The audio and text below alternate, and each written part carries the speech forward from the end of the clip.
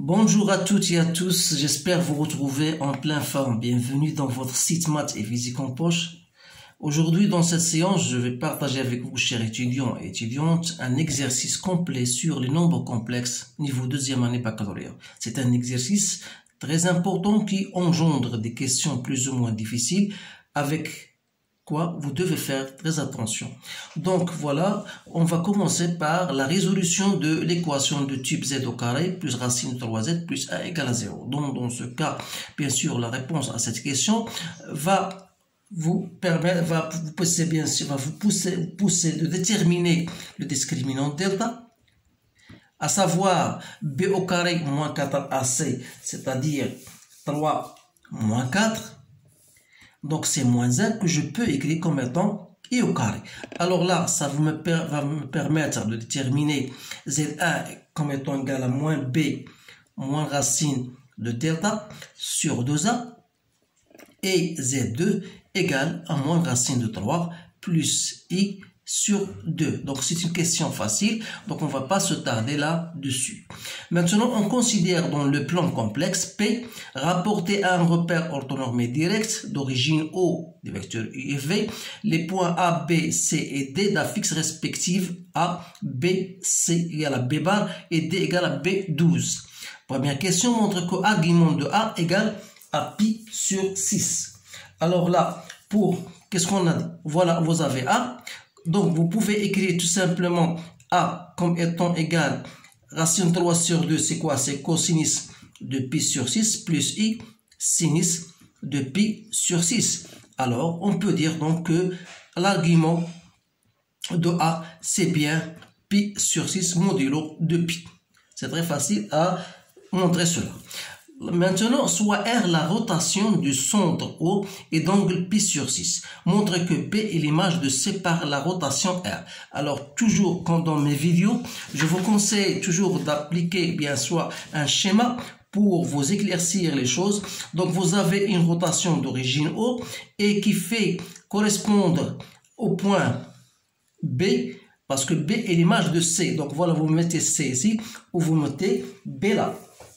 Donc, dire que B est l'image de C, donc il suffit de montrer que OB égale à OC l'exponentielle de I delta. L'angle de rotation pour nous, c'est pi sur 6. Donc, vous allez mettre ici pi sur 6. Donc, il faut montrer cela.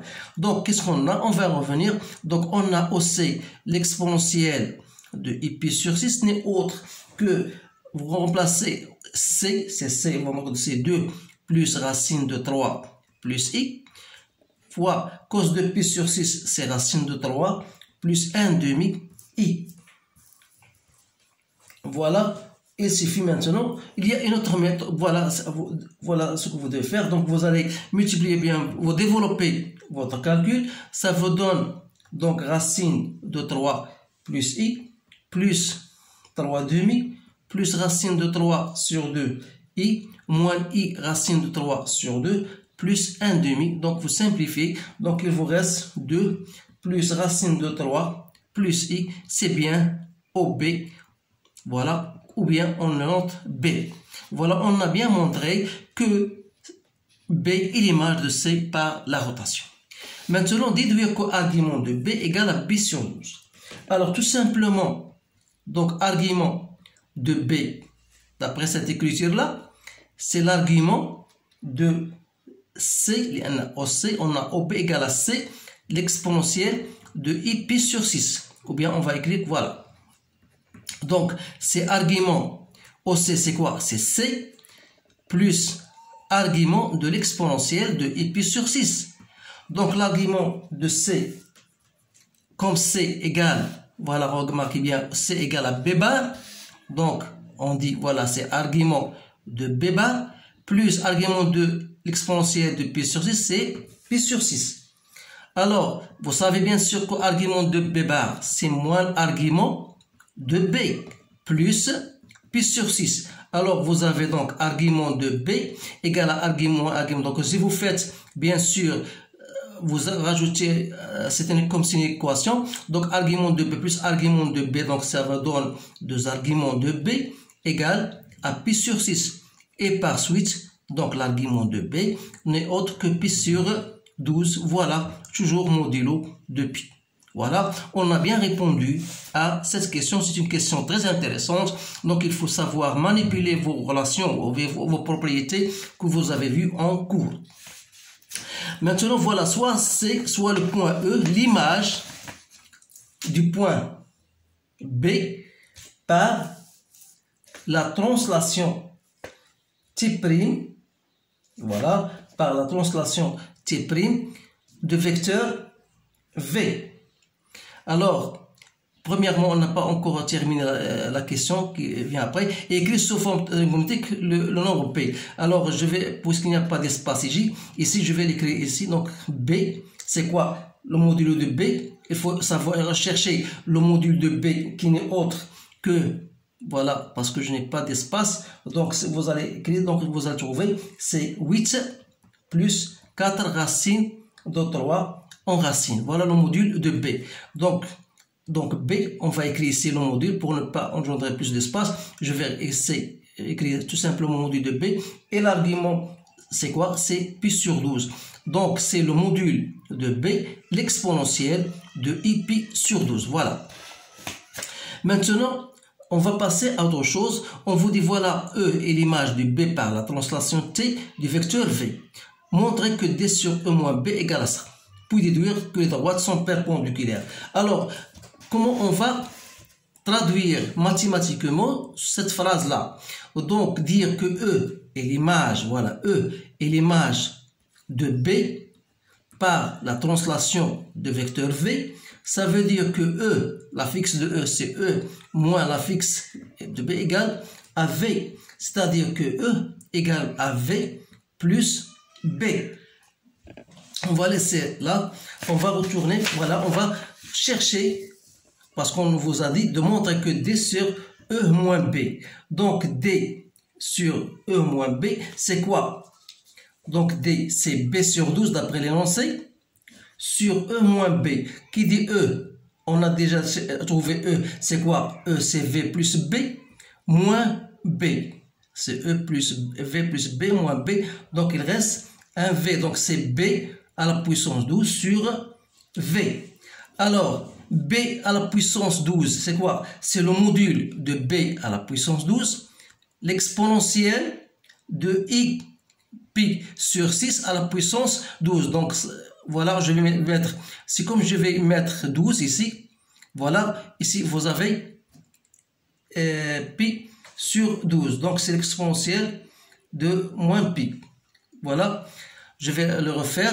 Donc, B à la puissance 12. On a déjà B, c'est quoi? Regardez bien, B, c'est l'exponentielle de pi sur 12.